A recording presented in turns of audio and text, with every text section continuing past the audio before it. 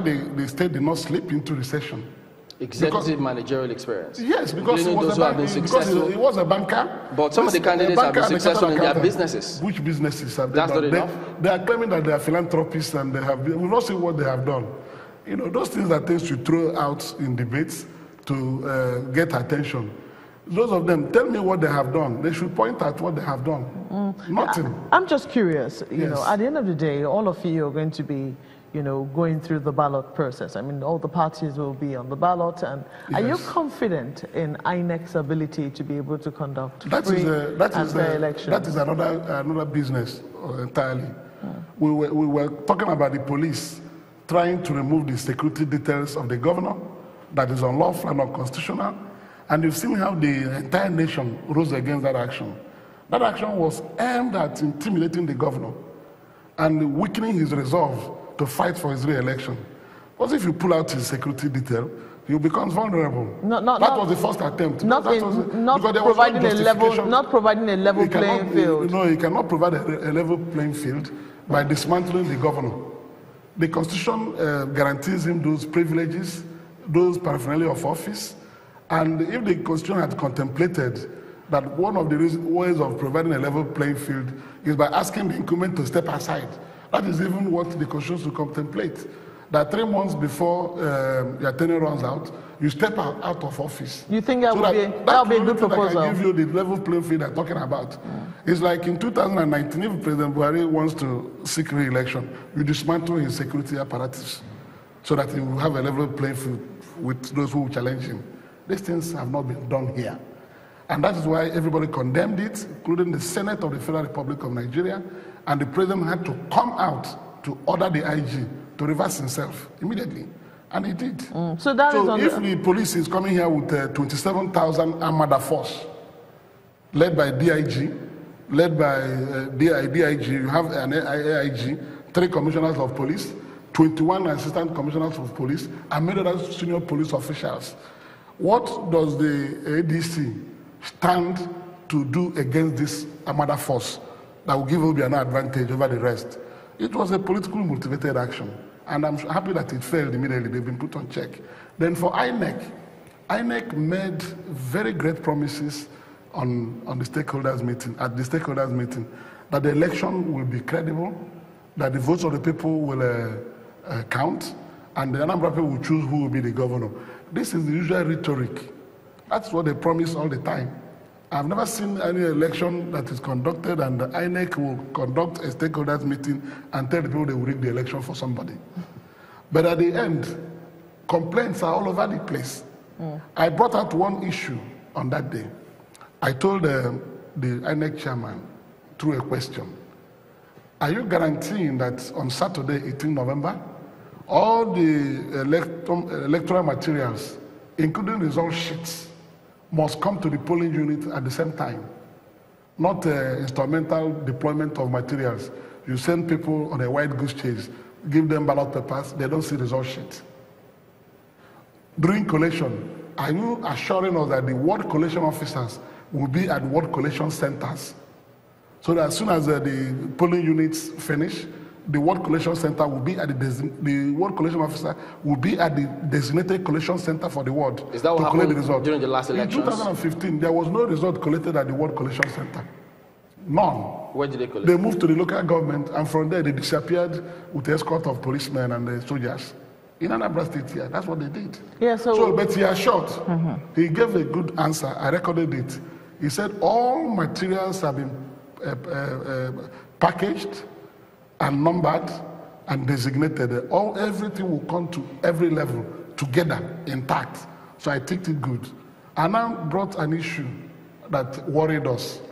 2 weeks ago, there was a story that youth corps will be deployed from Enugu State to 6 local governments in Anambra State to conduct this election. Youth corps. And they named the local governments as Oka South, Njikoka, Dunukofia, Idemili North, Agwata, and Anocha local governments. And the story also went that they will be trained in Enugu. They will not be trained in Anambra State. And they sent people to go and train them in Enugu. Then, a day to that stakeholders meeting, deployment of youth corpers list came out, the youth corpers from Enugu were deployed to these 6 local governments, exactly the way we got the message. And they were intending to use them to do a bad job. So I told him that it's a strange coincidence that these things played out so. So I demanded that those youth corpers should be removed from these 6 local governments. They should be deployed to other local governments. The election is still ahead, Saturday. And then them bring youth corpers from other places to these 6 local governments to ensure that the neutrality which they promised. Now the REC in response to my presentation said that the director of NYC said that those youth corpers should serve in local governments close to Enugu State, so that as soon as the elections are concluded, they will be returned back to Enugu State, immediately. So I told him that that reason cannot survive, because one, Awka North local government shares a boundary with Enugu State, and these youth corpers were not deployed to Awka North local government. Instead, you send them to Agwata, that you travel about 1 hour to Awka to come from. So something sinister, still persists. But when I insisted, the INEC chairman promised that he will revisit it. So we are satisfied.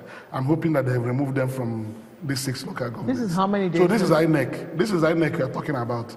So for INEC to deliver on this election, they must ensure that anything that will shortchange a credible process must be averted. So what was the alternative?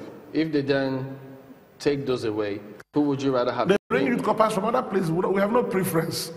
But because of the information we got, we felt that they must go to other local governments other than these local governments we had about. So that's the way to do it. In South Africa, for example, ad hoc staff that will work in elections, their names are usually published 3 weeks to the election. And the South African Electoral Commission will ask political parties to scrutinize the list and make objections where necessary. But you received the list, haven't you? Who gave you? Who will give you? We've not seen anything. Ad hoc list. Was it raised in that stakeholders meeting? No, I'm telling you this because of experience. When we had the Electoral Reform Conference under Jega, the South African chairperson of the Electoral Commission came and told us how they do it, because the problems that face elections in Nigeria start and finish with ad hoc staff, people who are not INEC staff. You have youth corpers, you have university teachers, you have all kinds of people you bring to do collations and all that. The leadership of INEC can promise you a credible election and swear with their lives. Then they employ ad hoc staff that will come and manipulate the election, and the election will fail. So it is important that some of these things are things INEC must guard against, so that once they receive complaints, they'll act immediately. I recall, I asked you this question because I recall the last time, I think it was in 2015 when there were elections, the Chief Victor Omeh came with a list of ad hoc staff. Exactly, their names and where they came from. That was after the election. And I was wondering whether or not you're going to do that again. No, that was after the election. Are you going to be pointing out where these youth corps members are from? And would you have a problem if they're not from the eastern part of the country? I came with the list after the election to discuss the election. Yes. But then these records were available. It's just like what we had at the stakeholders meeting, where the police public relations officer that came with the IG was busy giving us phone numbers of people to call in case of emergencies. You call this is the IG's number, this is the AIG's number. We'll give you numbers of all these people. They will do that to show that they want everybody to feel free and safe. But I tell you, on the day of election, you call them, they will tell you, who are you? You say who you identify yourself. They say, how are we going to believe what they're telling us? You politicians cause trouble. You raise alarms unnecessarily, and they won't send anybody. It happened to me, because I contested for senatorial seat in 2015. I called even the soldiers and the police, and then they never responded. But these numbers are available now. What is important is that the police and the INEC will walk the talk.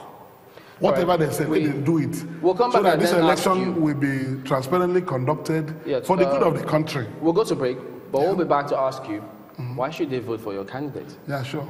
Join us again.